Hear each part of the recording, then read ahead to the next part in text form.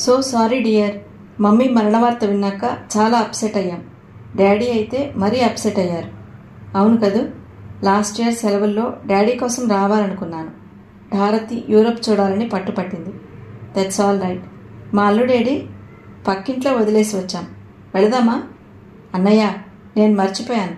ఇతను సర్దార్ సింగ్ గారు, కెమిస్ట్, పరిచయం చేసింది. గ్లాడ్ టు మీట్ యూ, కరచాలనం చేశాడు కృపాకర్. మిమ్మల్ని ఎక్కడ ఉంచుతామన్నారు ప్రభుత్వం? రాకీ హోటల్లోనండి. కమింగ్, మిమ్మల్ని హోటల్లో వదిలేస్తాను. కార్ కీస్ ఊపుకుంటూ ముందుకు నడిచాడు కృపాకర్. సామాన్లు పుల్లర్ మీద వేసుకుని వచ్చాడు ఎయిర్లైన్స్ ఎంప్లాయ్. సామాన్లన్నీ సర్దాక రజనీ డబ్బులిద్దామని పర్స్ తీసింది. No thanks madam, I'm paid by airlines. అతను ఎయిర్లైన్స్ వాళ్ళు ఇస్తారని డబ్బు నిరాకరించి వెళ్ళిపోయాడు. అతని నిజాయితీకి ముగ్ధురాలైంది రజని. బాంబే ఎయిర్పోర్ట్ గుర్తుకు వచ్చింది. కూలీలు, స్మగ్లర్ల మీడియేటర్లు మనుషుల్ని జలగల్లా పట్టుకుంటారు. నిగనిగలాడుతున్న ఎర్ర కారు అందంగా ఉంది. టొయోటా కరోలా జపానీస్ మేక్, చాలా బాగుంది అనిపించింది. కారులో కూర్చుని ఒకసారి బయటికి చూసింది. ఎయిర్పోర్ట్కు యువతలి వైపు కార్ల ప్రదర్శన అది అనిపించింది. రకరకాల కార్లు, రంగురంగుల కార్లు, విమానంలా ఉన్న ప్లిమత్లు, ఇంపాలాలు, గుడిసెల్లా ఉన్న ఫియట్ లవ్బర్గ్స్, వోక్స్ వ్యాగన్, మహారాజా టీవీతో దూసుకుపోయే బెంజ్ కార్లు, యువరాజు టీవీని ప్రదర్శించే టొయోటాలు, ఫియట్ 125, యువరాణిలా కనిపించే మజ్దాలు, సైనికుల్లా పరుగు పెట్టే ఆస్టిన్లు, రకరకాల కార్లు. భారతదేశంలో ఎప్పుడూ చూడలేదు రజని. పిజోట్, విమానంలా దూసుకుపోయే కారును చూపాడు సర్దార్ సింగ్. పిజోట్ కాదు మిస్టర్ సింగ్, పిజో అనాలి. టీ సైలెంట్, కృపాకర్ అన్నాడు. నేను వెనకబడిన దేశం జాంబియా వెళ్తానా? వెడితే యునైటెడ్ స్టేట్స్కి వెళ్తాను అన్న ప్రేమ్ మాటలు మననం చేసుకుంది రజని. నిజంగా వెనకబడిన దేశమా? కారు విశాలమైన రాజమార్గంలో దూసుకుపోతోంది. దారికి ఇరువైపులా అందమైన మొక్కలు, పరిశుభ్రమైన పరిసరాలు చూస్తుంటే హాయిగా ఉంది. అతన్ని హోటల్లో దింపేసి ఇంటికి వచ్చారు. కృపాకర్ కారు వెళ్లి డేవిడ్ కౌండా స్కూల్కు సంబంధించిన క్వార్టర్ ఆవరణలో ఆగింది. వీధుల విభజనకు ముచ్చటపడింది రజని. ప్రెసిడెంట్ అవెన్యూ వీధులుగా చీలింది. ప్రతి వీధిలో అస్తవ్యస్తంగా కాక చక్కగా ప్రణాళిక వేసి కట్టిన కాటేజ్ లాంటి ఇల్లు. ఎంత ముద్దైనా అడ్రస్ చూస్తూ నిమిషంలో ఇల్లు కనుక్కోవచ్చు. మన ఇల్లు వచ్చింది, దిగు రజని. కృపాకర్ డోర్ తీసి పట్టుకున్నాడు. అన్నయ్య, ఈ ఆవరణంతా మనదేనా? ఇంటి చుట్టూ ఉన్న ఎకరం స్థలం వంక చూసింది. అవును అన్నాడు లగేజ్ తీసి బయట పెడుతూ. రకరకాల పూల మొక్కలు, బోగన్ విల్లాలతో అదొక ఉపాధ్యాయుడి ఇల్లులా లేదు. ఓ పెద్ద శ్రీమంతుడు, చక్కని అభిరుచి కలిగిన వారి ఇల్లులా ఉంది. ఆ మాటే అంది. మన వాళ్ళు మెయింటైన్ చేయడానికి అవస్థపడుతున్నారు బేబీ. యూరోపియన్స్ వారి కాలంలో వారి కోసం కట్టుకున్న ఇల్లువి. ఓహో అన్నది వెనుక కనిపించిన గ్యారేజ్ సర్వెంట్ క్వార్టర్ వైపు చూస్తూ. మాపే, కృపాకర్ పిలిచాడు. Yes sir. ఒక యువకుడు నీట్గా ప్యాంటు, షర్టు, టై, బూట్లతో వచ్చాడు. ఇవన్నీ ఇంట్లో పెట్టు. నాని వచ్చిందా? ఇంగ్లీష్లో అడిగాడు. అతను అమెరికన్ యాక్సెంట్తో ఏదో చెప్పాడు. ఇతనెవరు? అతను నౌకరు, కానీ హౌస్ బాయ్ అంటారు. నాని అంటే ఆయా అన్నమాట. ఐసీ. ఆమె మాటల్లోనే గౌను వేసుకుని, తలకు బట్ట కట్టుకుని, కాళ్లకు బూట్లు వేసుకున్న ఒక స్త్రీ ప్రాణ్ తోసుకుంటూ వచ్చింది. Good morning madam. Good morning. అల్లుడు గారా? దా. చేతులు చాపింది. అతడు అయోమయంగా చూశాడు. బేబీ, వాడిని ఇంగ్లీష్లో పిలిస్తే గాని రాడే తల్లి. కృపాకర్ నవ్వాడు. ఐసీ. వీడి పేరు మర్చిపోయినట్టు బుర్ర గోకింది. వాడి పేరు జయంత్. ఇక్కడ నానికి చుట్టుపక్కల వారికి పిలువరాక జయంత్ను చేశారు. బిట్టు అని ముద్దుగా పిలుస్తాం. హాయ్ బిట్టు, కమాన్. వాడు నవ్వుతూ రజనీ చేతుల్లోకి ఎగిరాడు. రా రజనీ, ఇంట్లో ఆడుకుందరు గాని. భారతి పిలిచింది. అందరూ ఇంట్లోకి వెళ్లారు. విశాలమైన హాలు డ్రాయింగ్ కమ్ డైనింగ్ రూమ్లా వాడారు. చక్కని ఫర్నిచర్తో అధునాతనంగా ఉంది. బేబీ, ఆ ఎదురున్న నీ బెడ్రూమ్, ఈ పక్కనున్నవి మావి. ఎవరైనా గెస్ట్స్ వస్తే బిట్టు గది ఉపయోగిస్తారు. అన్న చెల్లెలు కూర్చుని బంధువుల సంగతి, గృహ పరిస్థితి మాట్లాడుకున్నారు. ప్రేమ్ వస్తే బాగుండేది బేబీ. అమెరికా ప్లాన్లో ఉన్నాడన్నయ్య. అక్కడికి వెళితే కొందరికే జాబ్ దొరుకుతుంది. ఇక్కడ ప్యాసేజ్, గ్రాట్యుటీ దొరుకుతాయి. మనకిష్టం లేనాడు వెళ్ళిపోవచ్చు. ఆఫ్రికన్ కంట్రీస్లో డెవలప్డ్, ఎక్కువ జీతాలు ఇచ్చే దేశం ఇదే. కబుర్లతోనే కడుపు దింపుతారా ఏ? భారతి టీ తీసుకుని వచ్చింది. టీ త్రాగి పెరటి వైపుకి వచ్చింది. రకరకాల కూర మొక్కలున్నాయి. ఆ పరిసరాలు చూస్తే ప్రాణం లేచి వచ్చింది. ఇవన్నీ ఎవరు చూస్తారు వదినా? హౌస్ బాయ్, ఇంకా నాని. పని లేనప్పుడు మేం చూస్తాం. ఇక్కడ వారానికి 2 రోజులు సెలవు రజని, శని ఆదివారాలు. అలాగా. శనివారం ఉదయం క్లీనింగ్ చేసుకుని షాపింగ్ చేస్తారు. శనివారం మధ్యాహ్నం నుండి ఆదివారం సాయంత్రం వరకు ఎవరూ ఇళ్లలో ఉండరు. ఎప్పుడూ ఔటింగ్సే. ఎక్కడికి వెళ్తారు? ఇక్కడ పిక్నిక్ ప్రదేశాలున్నాయి. సాధారణంగా యూరోపియన్స్కు టూరింగ్ కార్లు, క్యాంపింగ్ సరంజామా ఉంటుంది. మన వాళ్ళు ఫ్రెండ్స్ ఇళ్లలోనో కాటేజెస్లోనో ఉంటారు అన్నది. బాగుంది. బిట్టు నెత్తుకుని ఇంటి ప్రక్క భాగంలోకి వచ్చింది. Good morning. తిరిగి చూసింది. పెద్ద పెద్ద పువ్వులున్న లుంగీ కట్టుకుని, అలాంటిదే జాకెట్ వేసుకుని నెత్తికి రుమాలు చుట్టుకున్న స్త్రీ కనిపించింది. లావుపాటి పెదవులతో, చప్పిడి ముక్కుతో, తెల్లని పలువరుసతో గమ్మత్తుగా ఉంది. మార్నింగ్ అన్నది. నేను పక్కనే ఉంటాను. నా పేరు మెట్టి, కానీ మిసెస్ మూకో అంటారంతా. యాసగా ఉన్న ఇంగ్లీష్లో చెప్పింది. మిమ్మల్ని కలుసుకోవటం చాలా సంతోషం. థ్యాంక్స్. నా పిల్లలు అని పిలిచింది. కోళ్లగంప మూత తీసినట్లు తలుపు తీసుకుని ఒకరి వెనుక ఒకరు 6-7 మంది పిల్లలు వచ్చారు. వాళ్ళని పరిచయం చేసింది. My first born. ఏ క్లాస్ చదువుతున్నావమ్మాయి? 10th అన్నది గర్వంగా. వాళ్ళందరూ ముందుకు వచ్చి రజని చేయి ముద్దు పెట్టుకున్నారు. వాళ్లకు ప్రేమించడమే తెలుసు. అమాయకంగా భోళాగా ఉంటారు. తీసుకోండి. పెద్దమ్మాయి ఓ పెద్ద మగ్గుతో తెల్లని పదార్థం తెచ్చింది. ఏమిటి? ముక్కోయో. అంటే? తీసుకుని వాసన చూసింది. అలవాట్లేదు. ఇది ఇక్కడి డ్రింక్. మొక్కజొన్న పిండి పులియబెట్టి వట్టివేర్లు వేసి కాస్తాం, మళ్ళీ పులియబెడతాం అన్నది. ప్రతి ఇంట ముక్కోయో ఉంటుంది.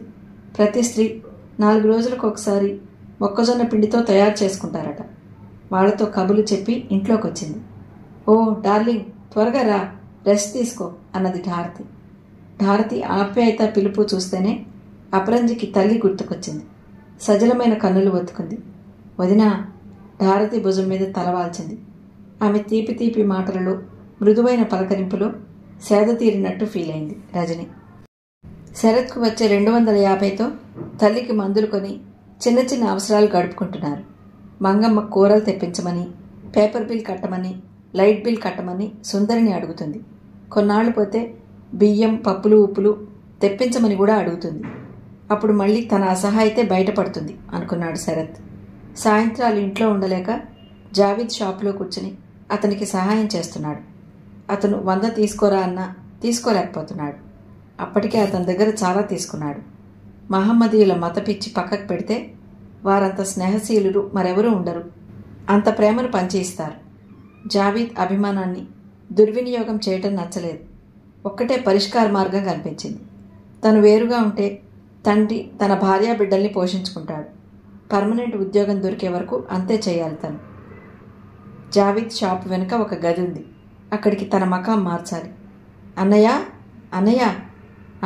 ఏమిటి సుందరి? ఒక్కసారి వస్తావా? వస్తున్నాను. షర్ట్ వేసుకుని బయటకు వచ్చాడు. పిలవగానే రావేమిటన్నయ్యా? భయంగా గేటు వంక చూసింది. శరత్ అటు చూశాడు. మంగమ్మ గేటు దగ్గర నిలబడింది. ఏం లేదే. అతను వెళ్ళిపోయాడు.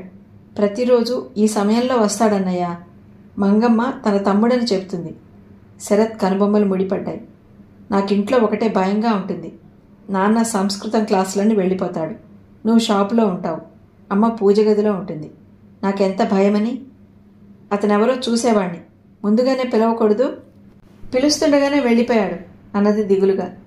ఆమె సంగతి నేను చూస్తాను గాని నువ్వు వెళ్ళి వడ్డించే. ఆమెతో ఈ విషయం కలుపుతావా? భయంగా చూసింది. తండ్రికి తెలియచేయాలని తండ్రి గదిలోకి వెళ్ళింది 2 రోజుల క్రితం. ఆ విషయం పసికట్టిన మంగమ్మ 20 రూపాయలు పోయాయి గదిలో నుండి అని నిందమోపి తండ్రి చేత చెంపదెబ్బ వేయించింది. శరత్కు చెబితే మరో సీన్ అవుతుందని మాట్లాడలేదు. అంత భయం దేనికమ్మా? నేను రేపటి నుండి త్వరగా వస్తాను. చెల్లి వీపు నిమిరాడు. అతను వేరుగా ఉండే ఆలోచన విరమించుకున్నాడు. ఎక్కడ వరుడు అనబడే వ్యక్తి కనిపిస్తున్నాడో అక్కడికి వెళ్లే ప్రయత్నం చేస్తున్నాడు.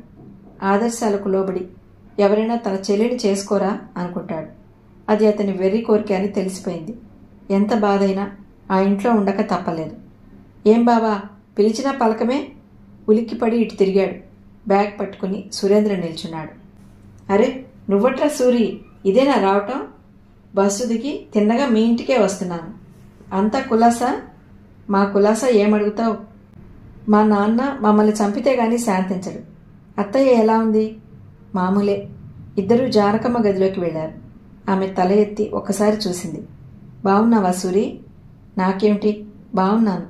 మీరే చిక్కిపోయారు అత్తయ్య. త్వరగా చావు వస్తుందంటావు. అత్తయ్య వెళ్ళు. సుందరి, బావకు అన్నం పెట్టు. నాకు ఆకలి లేదు. ఒక గ్లాస్ మజ్జిగ తెచ్చివు అన్నది. వెంటనే గోడవైపు తిరిగి ముడుచుకు పడుకుంది.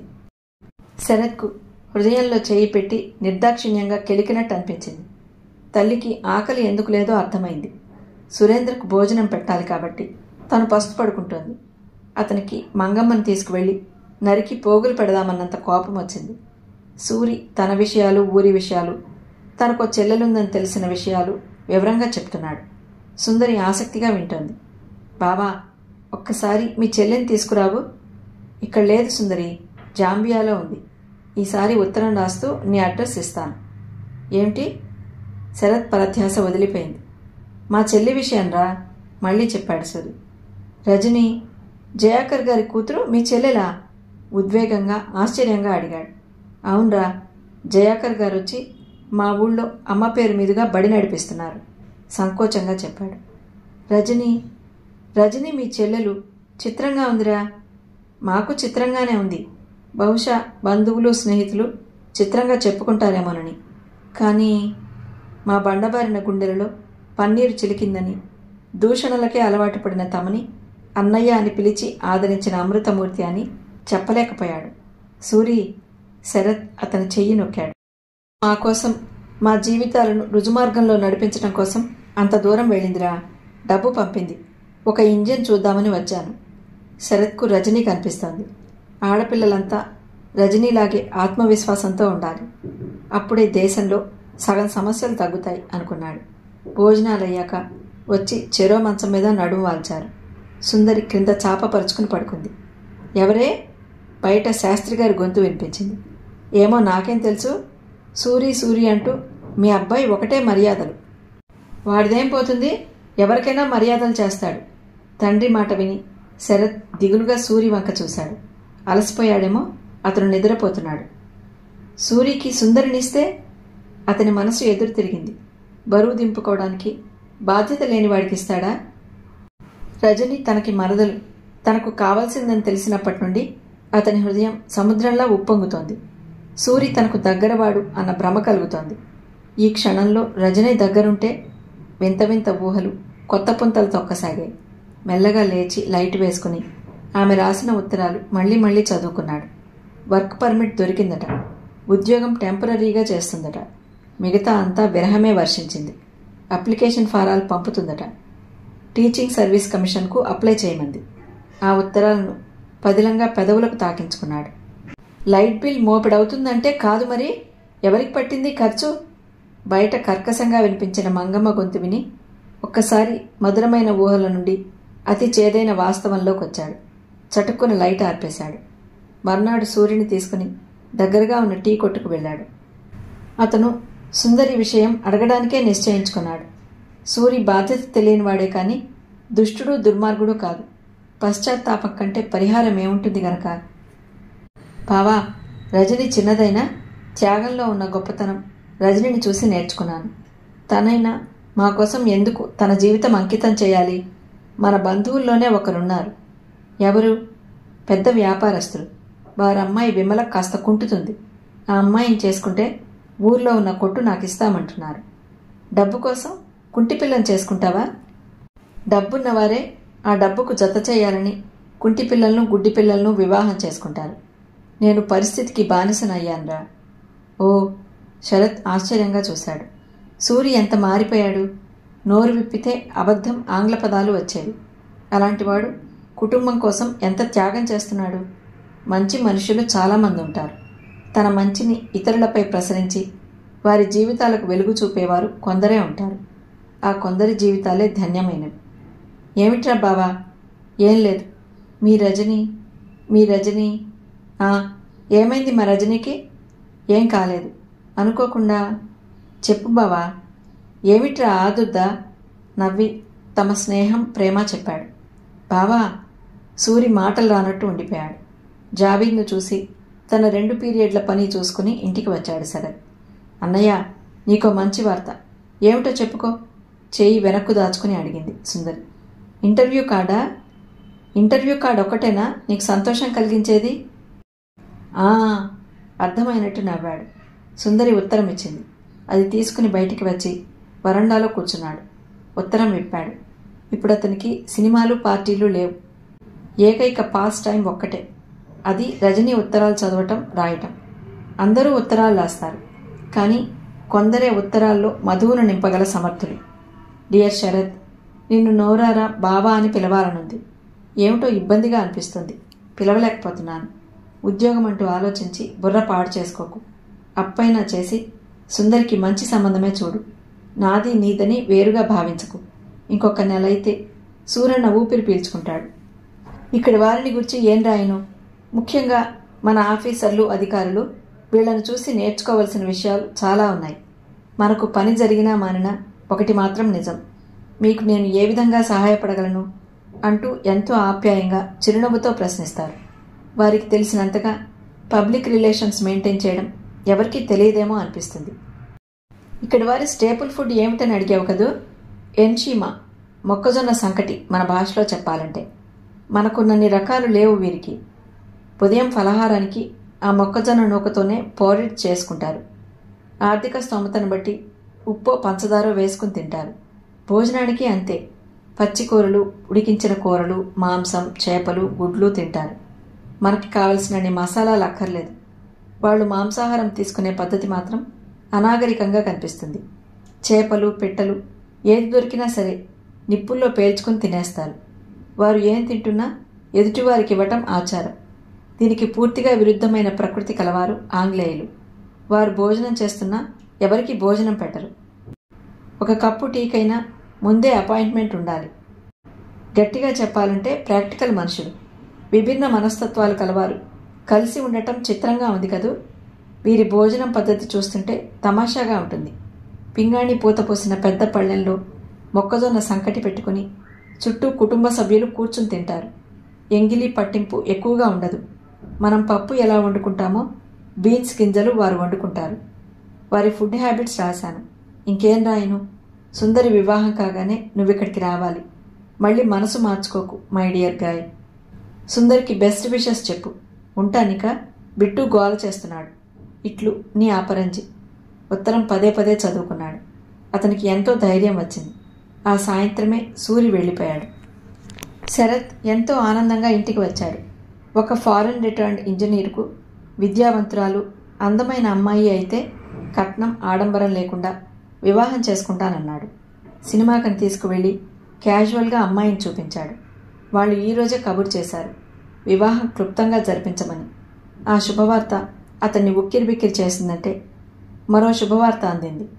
అతన్ని అసిస్టెంట్ లెక్చరర్గా పోస్ట్ చేసినట్టు ఆర్డర్ వచ్చింది. సమస్యలు వచ్చినా, సంతోష వార్తలు వచ్చినా ఒక్కసారే వచ్చి ఉక్కిరిబిక్కిరి చేస్తాయని 4 పంక్తులు రజనీకి రాసి వచ్చాడు. ఈ వార్త వింటే సుందరి కళ్లల్లోని మెరుపు ఊహించుకుని నవ్వుకున్నాడు. జానకమ్మ కళ్ళు గర్వంగా మెరుస్తాయి. అన్నలకు, అక్కలకు ఈ వార్త తెలిపి ఉక్కిరిబిక్కిరి చేయాలి.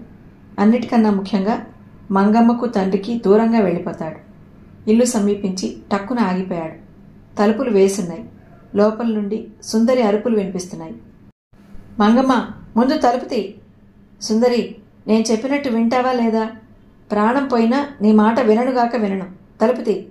శరత్ వెళ్ళి దబదబా బాధేశాడు తలుపు. గజిబిజిగా మాటలు. తర్వాత తలుపులు తెరుచుకున్నాయి. బీత హరిణేక్షలా ఉన్న సుందరి గబాలను వచ్చి అన్నను వాటేసుకుంది. అన్నయ్య, మనం ఇంట్లో నుండి వెళ్ళిపోదాం. మంగమ్మ తమ్ముడంటూ వస్తాడే, అతను నన్ను చెప్పలేనన్నయ్య. ఈ మంగమ్మేమో. శరత్కు అంతా అర్థమైంది. అతని రక్తం సలసలా కాగింది. సుందరిని దూరం జరిపి క్రూరంగా చూస్తూ మంగమ్మ వైపు వెళ్ళాడు. ఏమిటి, నేనేమన్నాను? చావు. ఆమె గొంతు అతని 2 చేతుల్లో నలిగిపోతుంది. మంగమ్మ పెనుగులాడుతోంది, గింజుకుంటుంది. నీలాంటి వారు బ్రతకరాదు. సంఘానికి చీడపురుగులు. మా నాన్నను వలలో వేసుకున్నావు. నీ ఒక్కదాని తప్పు కాదని ఊరుకున్నాను. నా చెల్లిని నాశనం చేయాలని చూస్తావా? అతని కసి చేతుల్లోకి ప్రాకినట్టు చేతులు బిగుసుకుపోసాగాయి. శరత్, ఏమిట్రా, వదులు వదులు నాయనా. జానకమ్మ అరిచినా అతను వదల్లేదు. మంగమ్మ గుడ్లు తేలేసింది. జానకమ్మ హృదయం గిలగిల్లాడింది. చేతిలో ఉన్న కొబ్బరి చిప్ప ఎత్తి అతని మీద కొట్టింది. అతని పట్టు సడలింది. అంతవరకు ఏమీ అర్థం కానిదానిలా స్తబ్దంగా ఉండిపోయిన ఆమె హృదయం భయకంపితమైంది. అన్నయ్య! ఏమిట్రా? జానకమ్మ వణికిపోయింది. అతడి చేతుల్లో నుండి అచేతనంగా జారిపడింది మంగమ్మ. అప్పుడే వచ్చిన పని మనిషి కెవ్వుమంది. చిన్నయ్య, చచ్చిపోయింది, మంగమ్మ చచ్చిపోయింది అన్నది. ఆ అరుపులు వీధుల్లోకి వెళ్ళి అరిచింది. కనుడెప్పపాటులో 100 మంది పోగయ్యారు. చచ్చిపోయిందా? చంపేశాడట. అమ్మో, పోలీసుల్ని పిలవండి. శరత్ తేరుకునే లోపలే పోలీసులు వచ్చారు. అంబులెన్స్ వచ్చింది. శరత్ తల విదిలించి ముందుకు వచ్చి చేతులు చాపాడు. అప్పుడే బయట నుండి వచ్చిన శాస్త్రి విభ్రాంతిగా చూశాడు. అమ్మా సుందరి, అన్నయ్య నిజంగా చంపాడా? చెప్పమ్మా, ఇన్స్పెక్టర్తో చెప్పు. అవును, నేనే చంపాను. శరత్ నిబ్బరంగా చూశాడు. నాయనా శరత్, ఏమిట్రా ఇది? జానకమ్మ అడిగింది. ఏముందమ్మా, మన పరువు రక్షించుకోవటానికి ఇంతకంటే మార్గం కనిపించలేదు. ఒక్కొక్క మాటే ఆగి ఆగి అన్నాడు. శరత్ ఎక్కిన పోలీస్ వ్యాన్, అంబులెన్స్లో మంగమ్మను తీసుకుని ఆసుపత్రి వ్యాన్ కదిలాయి. నిజంగా చనిపోయిందా? అయోమయంగా అడిగాడు శాస్త్రి గారు. డాక్టర్ పరీక్ష చేస్తే గానీ తెలియదు సార్ అన్నాడు అక్కడున్న అతను. అతను మంగమ్మతో వెళ్ళాడు. నాన్నా, నాన్నా, అమ్మకు ఫిట్ వచ్చింది. సుందరి కేకేసింది ఆదుర్దాగా. డాక్టర్ని పిలిపించు అని వ్యాన్ వెంట కదిలిపోయాడు. సుందరి అప్రతిభురాలైంది. ఇన్నేళ్ల దాంపత్యం మిథ్యేనా? భార్య క్షేమం కంటే ప్రియురాలి క్షేమం కావాలా? అమ్మాయి, కాసిన నీళ్లు పట్రా. ఎవరో అరిచారు. పరుగున వెళ్లి నీళ్లు తెచ్చింది. నీళ్లు జానకమ్మ ముఖం మీద చిలకరించారు. ఆమె నోటి నుండి వచ్చే నొరగ తుడిచారు. అందరూ సాయం పట్టగా తల్లిని మంచంపైకి చేర్చింది. అక్కడున్నవారు రకరకాలుగా మాట్లాడుకుంటున్నారు. సుందరి ధ్యాసంతా అన్నగారి మీదే ఉంది. బాబాయ్, డాక్టర్ని పిలిపించండి. నాన్నగారు రాగానే డబ్బులిస్తాను అన్నది దుఃఖం ఆపుకుంటూ. వాళ్ళ కుటుంబ డాక్టర్ లేడట. వేరే డాక్టర్ ఆమెను తీసుకురమ్మన్నాడట. అవునమ్మా, అక్కడైతేనే అన్ని పరీక్షలు చేయొచ్చు. అందరూ సలహా ఇచ్చారు. ఆమెకు వెంటనే జాన్ గుర్తొచ్చాడు. బాబాయ్, ఇంకొక చిన్న సహాయం చేయండి. పోలీస్ కంట్రోల్ రూమ్కు ఫోన్ చేసి ఎక్స్టెన్షన్ 42 అడగండి. సరే, ఎవరిని పిలవాలి? జాన్ అని అన్నయ్య స్నేహితుడున్నాడు. ఒకవేళ అతను దొరక్కపోతే జావీద్కు ఫోన్ చేయండి. జావీద్ నంబరు వెతికి ఇచ్చింది.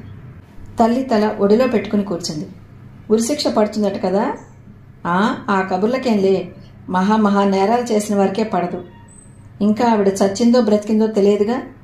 అందరి మాటలు వింటోంది. భగవంతుడా, అందరి మాటలు వినే శక్తి నీవు. అనునిత్యం అమ్మ నిన్ను కొలిచేది. ఆమెపై దయచూపి మంగమ్మను బ్రతికించు. మా అన్నయ్యను ఉరిశిక్ష నుండి కాపాడు అని ప్రార్థించింది సుందరి. మెల్లమెల్లగా ఒక్కరొక్కరే వెళ్ళిపోయారు. ఒకరిద్దరు మొహమాటానికి కూర్చున్నారు. చీకటి పడుతుండగా జాన్ వచ్చాడు. అతన్ని చూడగానే సుందరికి దుఃఖం ఆగలేదు. అతన్ని వాటేసుకుని బావురుమంది. జీసస్ క్రైస్ట్, శరత్ లాంటివాడు హత్య చేయటమా? ఊరుకో సుందరి, ఊరుకోమ్మా. అతను ఆమె తలనిమిరాడు. అసలు తప్పు నాది. జరిగిన విషయం క్లుప్తంగా చెప్పింది. పర్వాలేదు, మొదట అమ్మను ఏదైనా నర్సింగ్ హోంలో చేర్చాలి అన్నాడు. సుందరి, నేను ట్యాక్సీ తెస్తాను. అవసరమైన సామాన్లు సర్దుకో. అతను ఆమెను జరిపి వెళ్ళిపోయాడు. జానకమ్మను తీసుకువెళ్లి నర్సింగ్ హోంలో చేర్పించాడు. వాళ్ళు ఆమెను పరీక్ష చేసి పెదవి విరిచారు. ఆమెను జాన్ వేడుకోలుపై అడ్మిట్ చేసుకున్నారు. ఆమెకు ఇంజెక్షన్లు ఇచ్చి పడుకోబెట్టారు. సుందరి మాటలు రానట్టు తల్లి దగ్గర కూర్చుంది. ఆమె మనసు మైదానంలా ఏ ఆలోచన లేకుండా ఉంది. అరగంట తర్వాత జాన్ ఫ్లాస్క్తో వచ్చాడు. థ్యాంక్ గాడ్, ఆమె చనిపోలేదట అన్నాడు. నిజమా జాన్? ఆమెకు ఆ క్షణంలో కలిగిన రిలీఫ్ వర్ణించరానిది. తన ప్రాణ సమానమైన అన్నయ్య హంతకుడంటే భరించటం కష్టం. తను వింటూ బ్రతకగలదా? వాడికేం భయం లేదు డియర్. నేను వెళ్ళి లాయర్తో మాట్లాడతాను. నువ్వు ముందు ఈ కాఫీ తాగు. అతను కాఫీ పోసిచ్చాడు. నాకేం త్రాగాలని లేదు. సుందరి, కాఫీలు అన్నాలు మానేస్తే సమస్యలు అంతరించిపోతాయనుకుంటే నేను మానేస్తాను. ఆమె మాట్లాడక కప్పు అందుకుంది. జాన్ సమయం చూశాడు. రాత్రి 8 గంటలు దాటింది. సుందరి, నేను క్యారియర్ తెస్తాను. నువ్వు ధైర్యంగా ఉంటావు కదూ? జాన్, నువ్వు బాధపడతావని కాఫీ త్రాగుతున్నాను. ఇప్పుడు అన్నం కాదు కదా, అమృతం కూడా నా గొంతులో దిగదు అన్నది. సుందరి, నా బాధ అర్థం చేసుకో జాన్. ఆమె అతని మోచేతిలో తలదాచుకుని బావురుమంది. చా, ఊరుకో సుందరి, వద్దులే, తినొద్దు.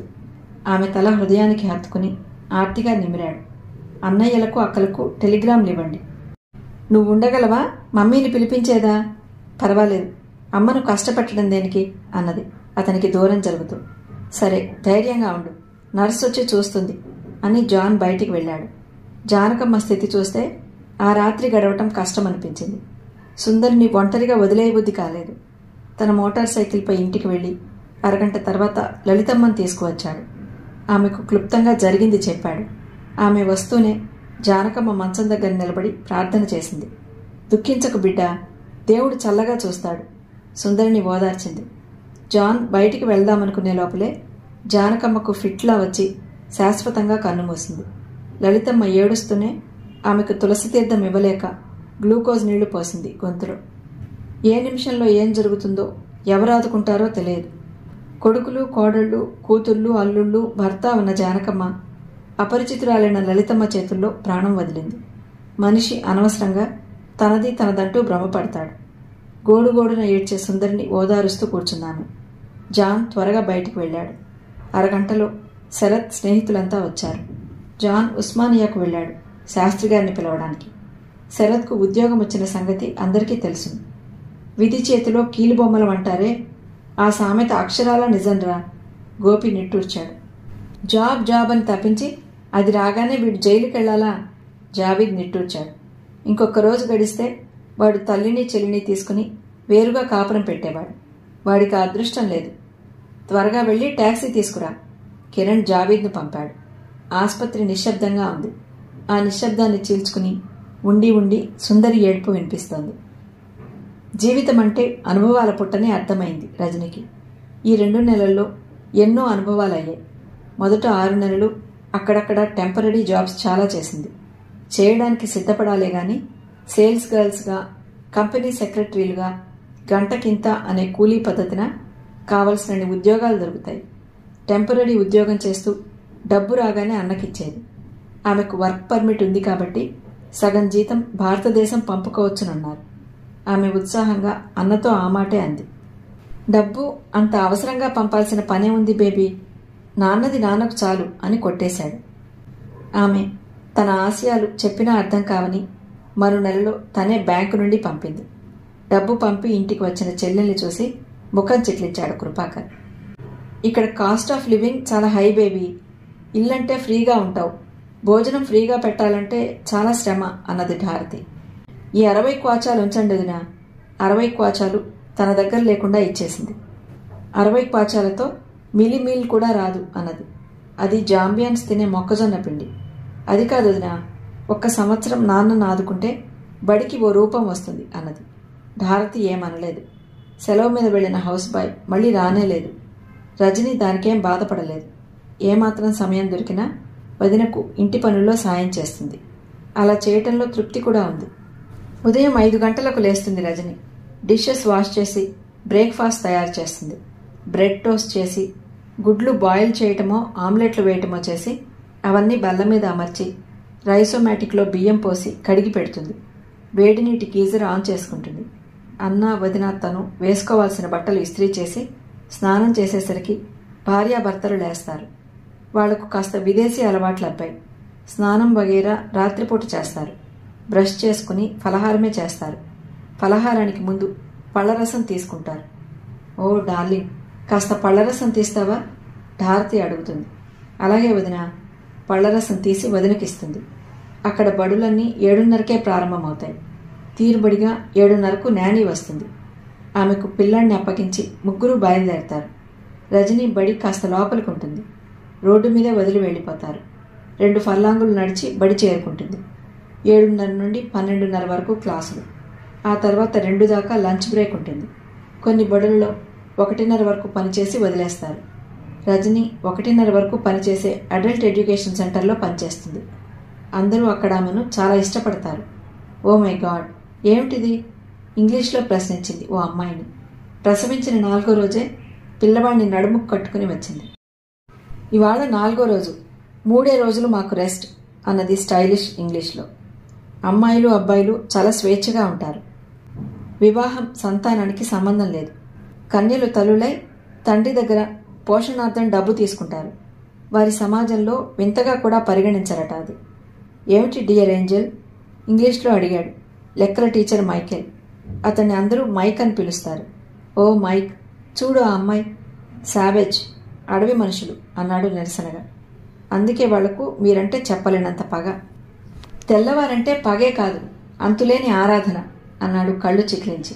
నిజమే, ప్రతి శనివారం జరిగే సేల్ ఆక్షన్లో తెల్లవారి పాత బట్టలకు ధరలు వెచ్చించి కొంటారు నల్లవారు. క్లాస్కు వెళ్లేసరికి ముసుండా అనే కుర్రాడి ఒడిలో ఓ అమ్మాయి కూర్చునుంది. అతను బాహాటంగా ముద్దు పెట్టుకుంటున్నాడు. మొదట వింతగా విచిత్రంగా కనిపించినా తర్వాత అలవాటు పడిపోయింది. నవ్వి లోపలికి వెళ్ళింది. అందరికీ విష్ చేసి పాఠం ప్రారంభించింది. పాఠం ముగించి ప్రశ్నలు అడిగి నిలబడింది. మీకేమైనా డౌట్స్ ఉంటే అడగండి. ఒక అబ్బాయి చేయి లేచింది. ఏమిటి, మీకు బాయ్ ఫ్రెండ్స్ ఉన్నారా? లేచి అడిగాడు. తెల్లబోయి చూసింది. మరుక్షణమే నవ్వేసింది. ఉన్నాడు అంది. ఓ యా. ఆ అబ్బాయి ఈల వేసి ఉత్సాహంగా నవ్వాడు. ఎవరు మేడం? ఒకరు అడిగారు. Mister Michael? కాదు, మిస్టర్ ఎల్లిసన్. ఎవరో భారతీయుడు. ఒకరి తర్వాత ఒకరు అంటున్నారు. వారు హేళన చేయాలని కాదు, నిర్మలంగా నిష్కపటంగా అడుగుతారు. వారెవరూ కాదు, భారతదేశంలో ఉన్నాడు. శరత్ వివరాలన్నీ చెప్పింది. థ్యాంక్ యూ మేడం అంటుండగానే బెల్ అయింది. రజని ఒక్కసారి శరత్ను గుర్తు తెచ్చుకుంది. ఉద్యోగం దొరికిందని, చెల్లికి పెళ్లి కుదిరిందని రాశాడు. ఆ పనుల్లో తీరిక లేకున్నాడేమో ఈసారి ఉత్తరం రాయలేదు. సుందరి వివాహానికి ఏదైనా సాయం చేద్దామా అని ఆలోచించి తన ప్రయత్నం విరమించుకుంది. ప్రేమ్ క్లారా ఎంత ఖర్చుదారి మనుషులో, భారతి అంత పొదుపు, అవసరానికి మించిన పొదుపు. బియ్యం ధర ఎక్కువని రాత్రి ఉప్మా దోశ లాంటివి చేస్తుంది. మేము పాశ్చాత్యుల భోజనానికి అలవాటు పడ్డాం. ప్రొద్దుటి అన్నం నువ్వు తినేసేయి అంటుంది రజనితో. టిన్ ఫిష్, పోర్క్ ఏదో తింటారు. గుప్పెడు అన్నం తిని పడుకుంటుంది. మిస్ రజని, ఇంటికి రారా? మైకేల్ పిలిచాడు. వస్తున్నాను. త్వరగా వెళ్ళి అతని కారెక్కింది. అన్నా వదిన 12:30కే వచ్చి వెళ్ళి భోజనం చేసి పడుకుంటారు. మొదట్లో కృపాకర్ కారు తీసుకుని వచ్చేవాడు. ఆ తర్వాత తన విశ్రాంతికి భంగమని నడిచి రమ్మని చెప్పాడు. అక్కడ లిఫ్ట్ ఇవ్వటం చాలా కామన్. మైకేల్ లిఫ్ట్ ఇస్తానంటే కాదనలేకపోయింది. అతని ఇల్లు కూడా తమది దాటేసి వెళ్ళాక వస్తుంది.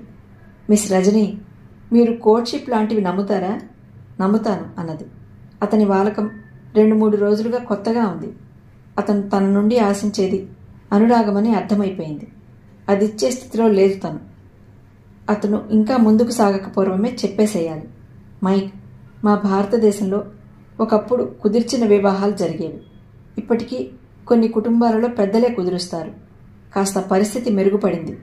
అమ్మాయి అబ్బాయి ఇష్టానికి ప్రాముఖ్యత ఇస్తారు. ఇదంతా ఎందుకు చెప్తున్నావు? నువ్వు కోర్ట్షిప్ గురించి అడిగావు కదూ, అందుకు చెప్తున్నాను. నా స్నేహితుడు, హితుడు, సన్నిహితుడు భారతదేశంలో ఉన్నాడు. అతన్నే వివాహం చేసుకోవాలని అనుకుంటున్నాను. మెల్లగా శరత్ సంగతి చెప్పింది.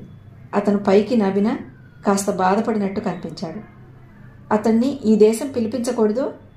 అతనికి కొన్ని బాధ్యతలున్నాయి. ఈ నెలలో అవి పూర్తి అవుతాయి. సెప్టెంబర్ సెషన్ వరకు పిలిపిస్తాను అన్నది. ఇల్లు రావటంతో కారు ఆగింది. ఆమె దిగింది. ఇంట్లోకి వెళ్ళి భోజనం చేశాక ఒక 10 నిమిషాలు విశ్రాంతిగా సోఫాలో చేరబడి జాంబియన్ హెరాల్డ్ చదివింది. కళ్ల మీదకి మత్తులా వచ్చింది.